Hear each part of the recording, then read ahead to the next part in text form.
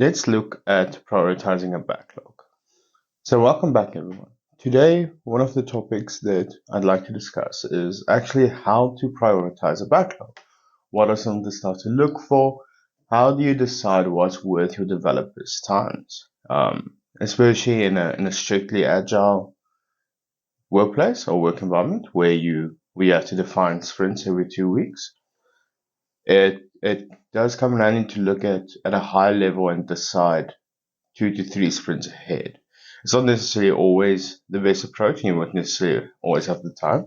But this particular situation where find myself in is where we only had 4 sprints left for the year before the feature freeze across December. And we had to decide more or less what features we're going to try and put in. And the reason why we had to decide and plan that far ahead is because there were quite a lot of competing competing ideas and competing priorities, especially with regards to like the sales priorities and increasing sales, and which is always a priority for every business, and rightfully so, but can sometimes come in the way of some technical stuff. So we had to sit down and we planned where to put what, and we gave priorities to everything, which is as always easy to do. So I thought let me talk you guys through how we did it. When looking at priorities, there's always a bunch of frameworks that are often used. The Moscow framework is one of my personal favorite ones. Though I've only really ever strictly applied it once, while like really put out 4 columns and said this is what everything must be. If the project should do anything, these are the ones it should do, then could and would. So, Moscow must, should, could, would, which was very useful. Uh, but only once really ever strictly stuck to it. I think mostly it's in your head once you get a bit more experience, and then you don't always like lay it out on paper unless you need to present it. The other priority is also often the RICE score. For those that are not aware, that's the reach, impact, complexity, and efficiency. And it's actually more the one that I apply in this instance, even though I only really realized that once I took a colleague through it because she had some issues prioritizing her backlog. So we sat together and I gave her some guidelines. And that's also one of the main reasons why I thought I'd make this episode, this recording. Because I thought if she could benefit from it, maybe someone else could benefit from it. Right. So I'm going to talk us through that. But I first want to touch on where to begin. Where I began with this one is I sat down and I said, okay, I know I have priorities. I know I have technical priorities. We're doing some code upgrades, which support will stop, and there's some hard deadlines coming. So I have technical priorities.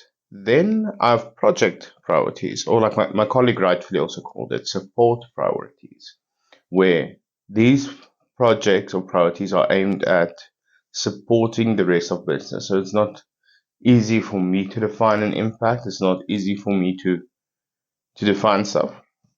And it's not necessarily going to be my KPIs, but they are a priority and need to be supported, especially if you have like a website or an app or something, or a platform in our case. Then obviously the sales priorities, which are always a big thing, right? And managing sales stakeholders is an art in its own. Maybe something we'll need to discuss at some point. I've luckily been very fortunate to work very closely with a lot of different salespeople, and it's aided me quite a lot understanding how to communicate and prioritize their stuff. All right, and then I had another column. So you might have more columns. It depends how you can define the golden thread of each one. For me, it was easy between technical sales project, and then other was like anything else that has popped into my head or onto my plate that I think needs to be done in the next 3 or 4 sprints. So it's not my entire backlog. That's crazy. But just things that I know, things that have already been discussed with stakeholders, recommend like that, came onto this page, including in the other section. Anything that's already been discussed and kind of like approved and people have already given their buy-in. So nothing that's not yet, yes, we want to do this. Actually, I have the page open here in front of me where I use this. Right, and then it sort of becomes a little bit easier because now you have this, and then you fill in your tasks into each column. And you can put them in priority, but I mean, the purpose of this is to decide a priority, but you can put them in like an initial priority first. My priorities were fairly constant when I talked to it with my manager, but some of them did change a little bit, but I think they were good changes. And then what I took then or did then is I looked at each column and I decided what is the North Star of each one. And North Star is a business term very often overused. Some of you might even be rolling your eyes now as you're listening to this. I know I have previously when I heard it. But in this case, I actually found it very useful.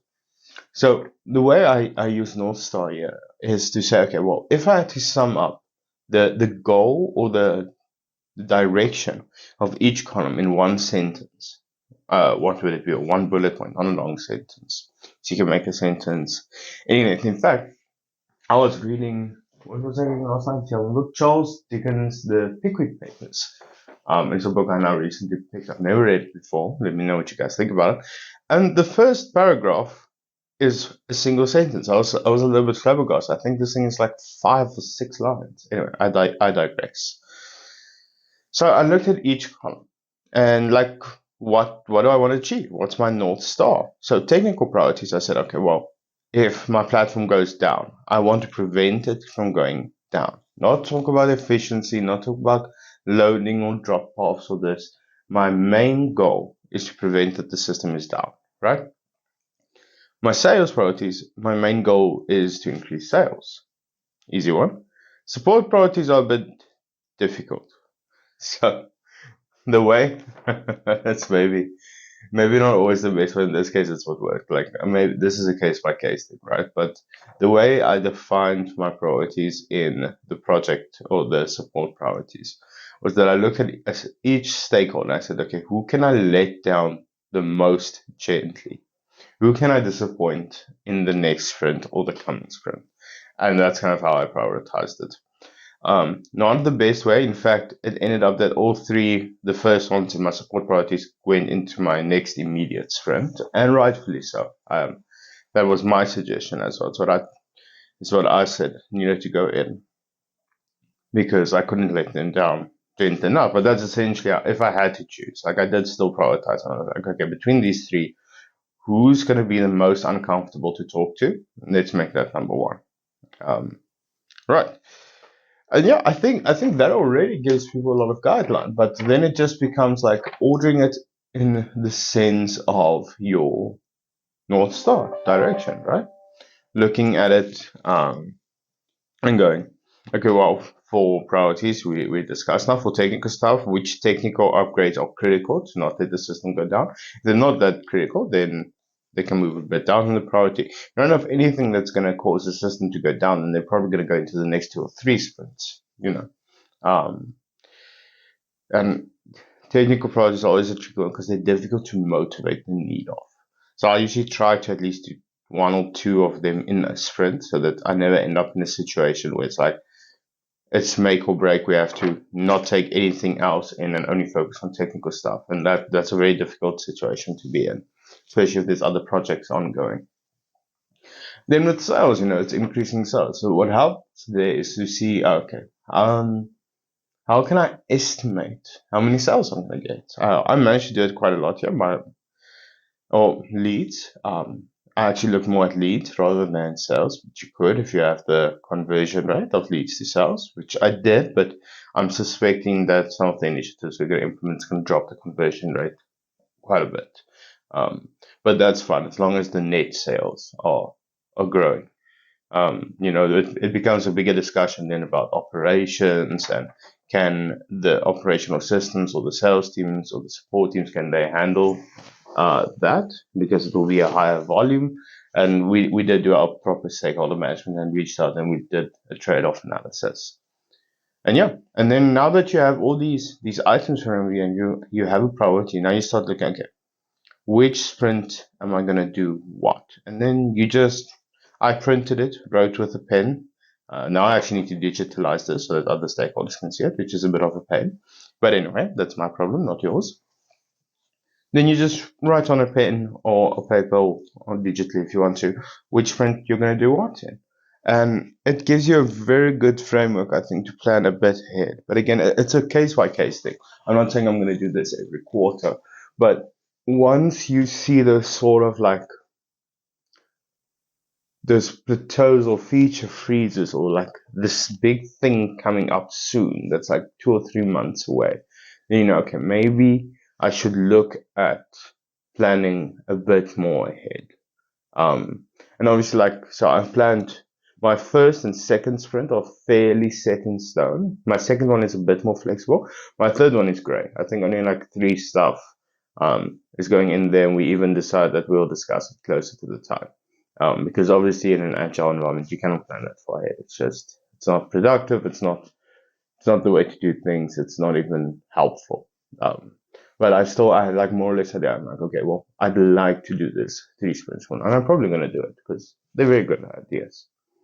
Yep. I hope this has given anyone listening some framework on how to prioritize their backlogs and their tasks and their projects.